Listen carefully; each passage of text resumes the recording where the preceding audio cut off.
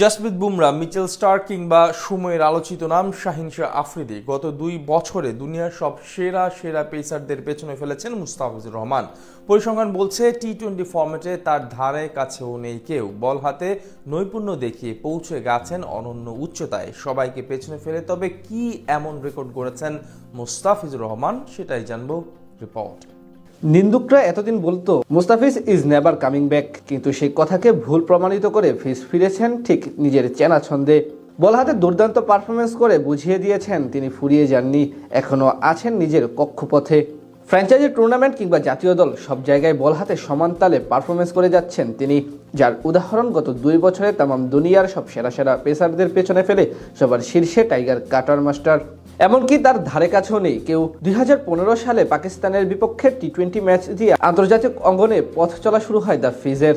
অল্প দিনের মধ্যে নিজের রহস্যময় অফ কাটারের কারণে পেয়ে যান কাটার মাস্টার উপাধি। সময়ের পরিক্রমায় ধীরে ধীরে হারিয়ে যেতে বসেছিলেন দ্য ফিজ। 2024 সালের আগ পর্যন্ত পুরোপুরি নিষ্প্রভ হয়ে যান তিনি, তবে এরপর আবারও ফিরে আসতে শুরু করেন নিজের কেনা রূপে, যার প্রমাণ চলমান বছর। বল হাতে অসাধারণ সময় পার করছেন তিনি। 2026 আইএল টি-20 লিগে এখন পর্যন্ত দ্বিতীয় সর্বোচ্চ উইকেটের মালিক কাটার মাস্টার। এছাড়া বল হাতে সংক্ষিপ্ত ফরম্যাটে নিজের কেরিয়ারের অন্যতম সফল বছর পার করছেন বামহাতি এই পেসার। আর এমন সাফল্য দিয়ে পেছনে ফেলেছেন বিশ্বের সব নামকরা পেস বোলারদের। গেল 2 বছরে অর্থাৎ 2024 সালের জানুয়ারি মাস থেকে এখন পর্যন্ত টি-20 ক্রিকেটে সবচেয়ে বেশি উইকেট নিয়েছেন আফগানি স্পিনার নূর আহমেদ। 111 ম্যাচে 148 উইকেট শিকার করেছেন তিনি। তবে পেস বোলারদের মধ্যে গেল 2 বছরে সবচেয়ে বেশি উইকেট নিয়েছেন ওয়েস্ট ইন্ডিজের সাবেক অধিনায়ক জেসন হোল্ডার। 94 ম্যাচে 118 উইকেট শিকার করেছেন এই ডানহাতি অলরাউন্ডার। আর তারপরেই আছেন কাটার মাস্টার মুস্তাফিজুর রহমান। হোল্ডারের চেয়ে 10 ম্যাচ কম বল করে 117 উইকেট শিকার করেছেন তিনি।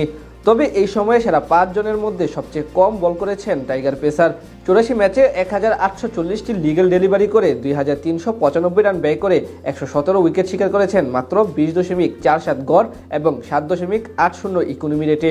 এই তালিকায় 8 নম্বরে আছেন শাহিন শাহ আফ্রিদি এবং 9 নম্বরে আছেন আরেক পাকিস্তানি পেসার মোহাম্মদ আমির। অন্যদিকে ফিজের চেয়ে 4 ম্যাচ বেশি খেলে তার চেয়ে 11 উইকেট পিছিয়ে আছেন ট্রেন্ট বোল্ট।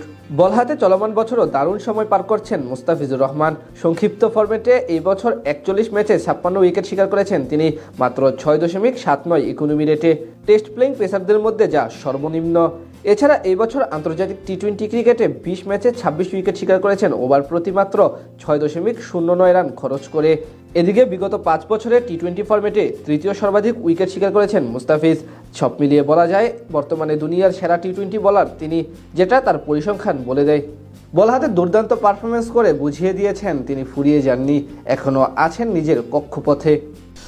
রংপুর থেকে চট্টগ্রাম, নোয়াখালী এক্সপ্রেস কিংবা ঢাকা ক্যাপিটালস, এবার বিপিএলে 6টা দলই শক্তিশালী স্কোয়াড নিয়ে মাঠে নামবে শিরোপা জয়ের মিশনে।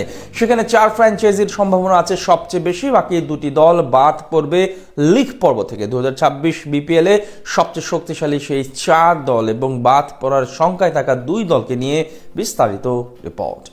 ডিসেম্বরের শেষ সপ্তাহে শুরু হতে যাচ্ছে বাংলাদেশ ক্রিকেটের সবচেয়ে আলোচিত আয়োজন বিপিএল এর দ্বাদশ আসর। টুর্নামেন্ট ঘিরে বেশ কিছু বিতর্ক এবং আলোচনা সমালোচনা থাকলেও সবকিছু ছাপিয়ে আগামী 26শে ডিসেম্বর সিলেট ও রাজশাহীর ম্যাচ দিয়ে পর্দা উঠতে যাচ্ছে এবারের আসরের। ইতিমধ্যে নিলাম থেকে খেলোয়াড় কিনে এবং ডিরেক্ট সাইনিং এর মাধ্যমে বিদেশি খেলোয়াড়দের দলে ভিড়িয়ে লড়াইয়ের জন্য প্রস্তুত সম্পূর্ণ করেছে ফ্র্যাঞ্চাইজিগুলো।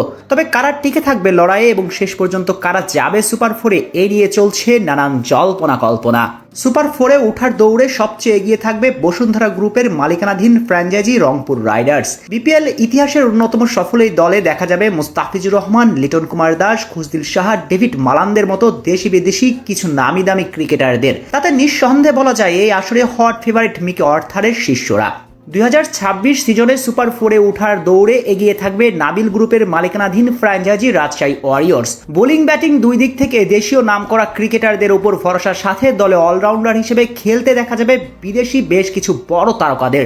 সাকিব, তামিম, মুশফিকদের সাথে পদ্মাপাড়ের প্রতিনিধিত্ব করতে দেখা যাবে শাহবিজ, জাদা, ফারহান, জিমি নিশামদের মতো বিশ্ব মাতানো সব ক্রিকেটারদের। টপ 4-এ দেখা যেতে পারে টুর্নামেন্টের সবচেয়ে নবীনতম দল নোয়াখালী এক্সপ্রেসকেও। তরুণ সেন্সেশন হাবিবুর রহমান সুহান, সৌম্য সরকার, হাসান মাহমুদদের নিয়ে গড়া খালেদ মাহমুদ সুজনের দলে বিদেশি হিসেবে দেখা যাবে জনসন চার্লস, মোহাম্মদ নাবিদের মতো টি-20 স্পেশালিস্টদের, যারা হতে পারে নোয়াখালীবাসীর স্বপ্ন সারথী। এই 3 দল বাদেও শেষ 4-এ দেখা যাওয়ার প্রবল সম্ভাবনা আছে ঢাকা চলচ্চিত্রের মহাতারকা শাকিব খানের ঢাকা ক্যাপিটালসকে। গত আসরে তেমন সুবিধা করতে না পারলেও এই আসরে চমক দিতে প্রস্তুত রাজধানীবাসীর প্রতিনিধিরা। চ্যাম্পিয়ন তকমা ফিরিয়ে আনতে ফ্র্যাঞ্চাইজিটি দলে ভিড়িয়েছে গত আসরের সর্বোচ্চ উইকেট সংগ্রাহককারী স্পিড স্টার তাসকিন আহমেদ, সাইফ হাসান, সাব্বির রহমানের মতো টাইগারদের।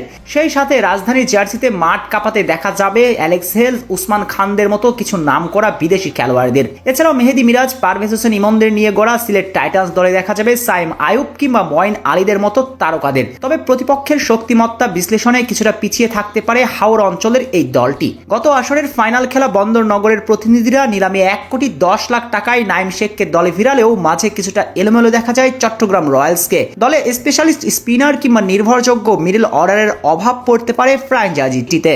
যদিও পল স্টার্লিং কিংবা ক্যামরন ডেল পর্ডের মতো তারকাদের দেখা যাবে তাদের স্কোয়াডে। সব মিলিয়ে বলা চলে এবারের বিপিএলে বেশ হাড্ডাহাড্ডি লড়াই অপেক্ষা করছে ভক্তদের জন্য।